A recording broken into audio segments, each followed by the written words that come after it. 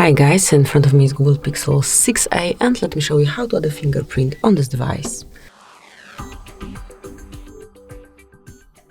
So first of all, you have to open list of all apps and go to settings.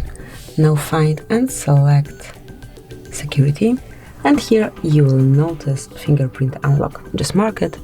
Now provide your pattern if you have one, and it's time to add a fingerprint. So just click on add fingerprint, and now just touch your fingerprint sensor.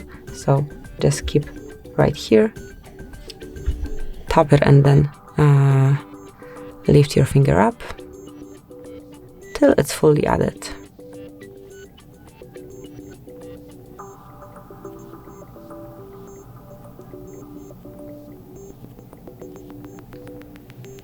And that's it. As you can see, now you can click on done, and from now on you will be able to unlock your device with this fingerprint only. So that would be all. This is it. Thank you for watching. Please subscribe our channel and leave the thumbs up.